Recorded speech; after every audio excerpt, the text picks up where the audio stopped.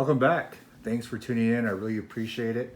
And before I go into this review and unboxing, one of the things I try to do is always be honest and say my opinion. All the stuff that's in my reviews, I buy myself, I display myself, I use myself. I never have any other motives other than try to share and connect with other fans and just give my honest critique of things. So this is not a new MMA bobblehead.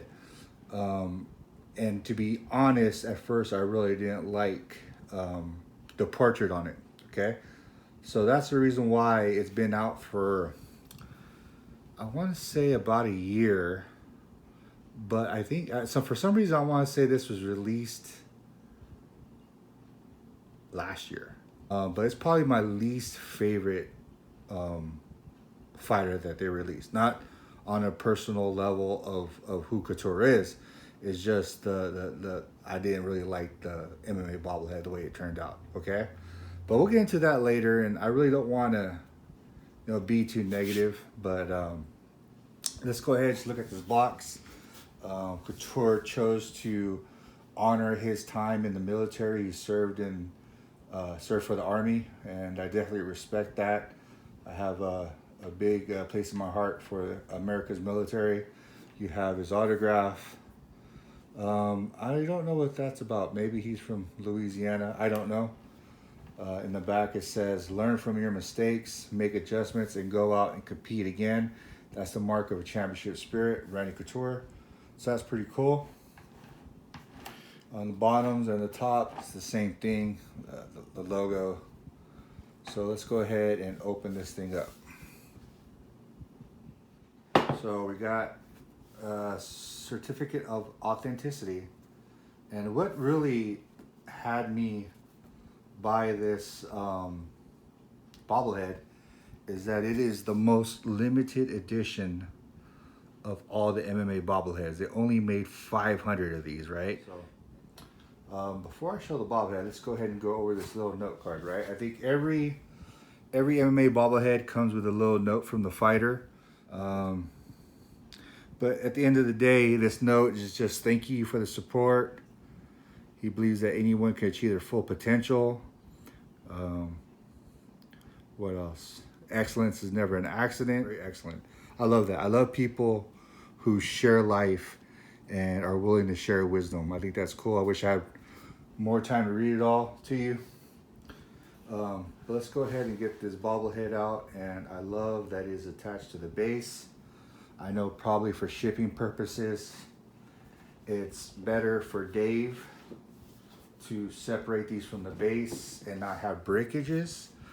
But the breakages, the ability for it to break increases on our end because it's not securely attached to the base. And because I am worried about having to sell and shipping in the future, I do not want to glue it to the base. So that's kind of the takeaway from that.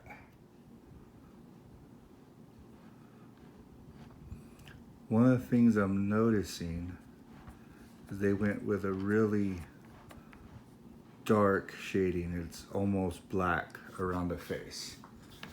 And around the back of the head, I don't know if that's supposed to be, looks like brown in the back and black in the front around his jawbone up to his ear. So one of the things that I also noticed is that they have the little American flag, and it's done pretty well. Let me go ahead and zoom in on that. See that right there, how great that little flag is right there? It's really nice touch. And look how clean Natural Couture is.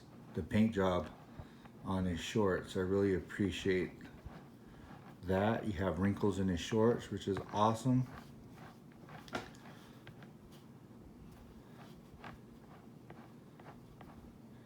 The shorts have a little bit of a gloss to it too. They really do shine, which I don't know. I don't know if the other figures have had shiny shorts like these. I don't think they have.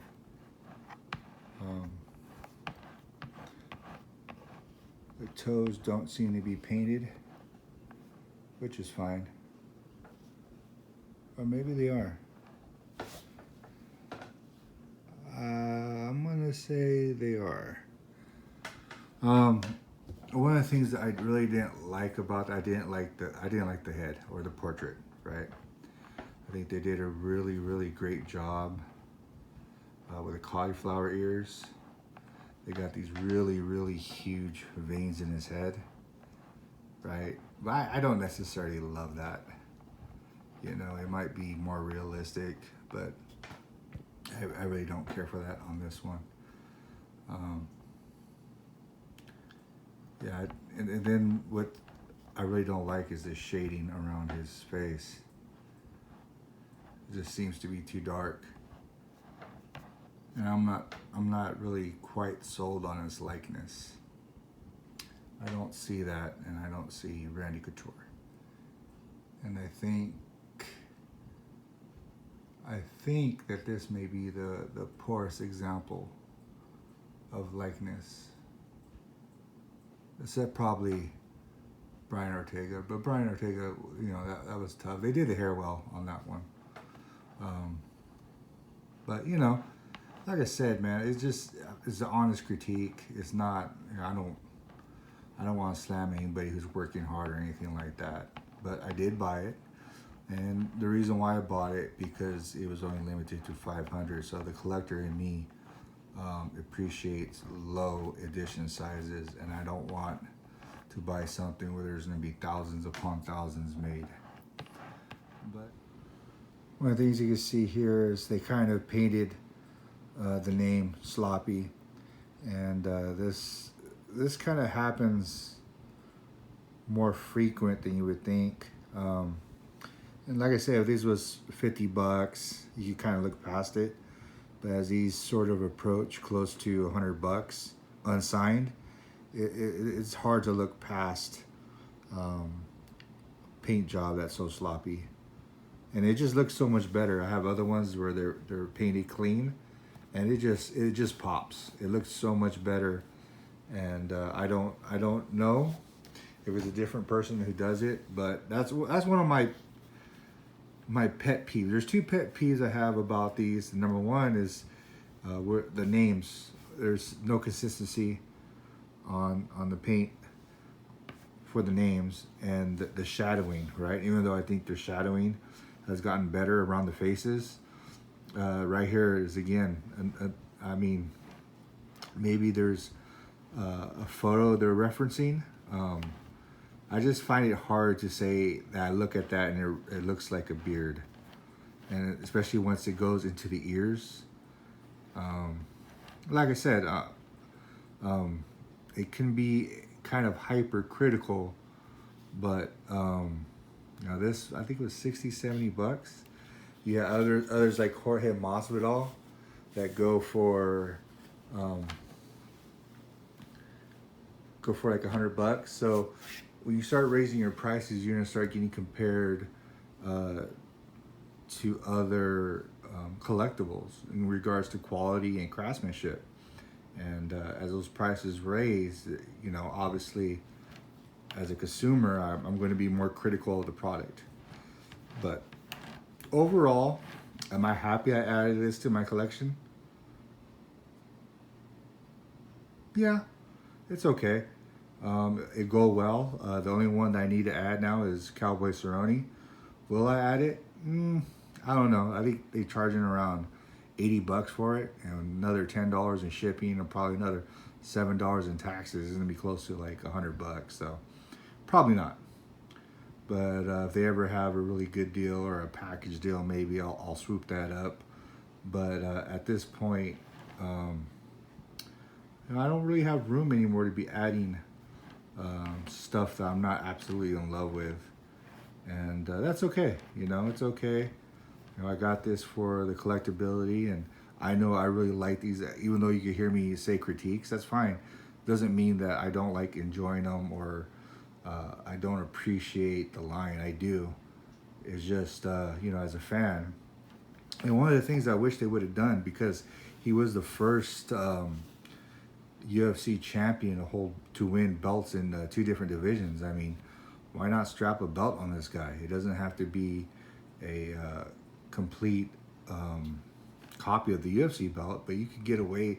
You could go around that, and maybe mix up the words, put MMA on the belt instead of UFC, and that would have signified a really special moment. I mean, he's the first guy to ever do it, right?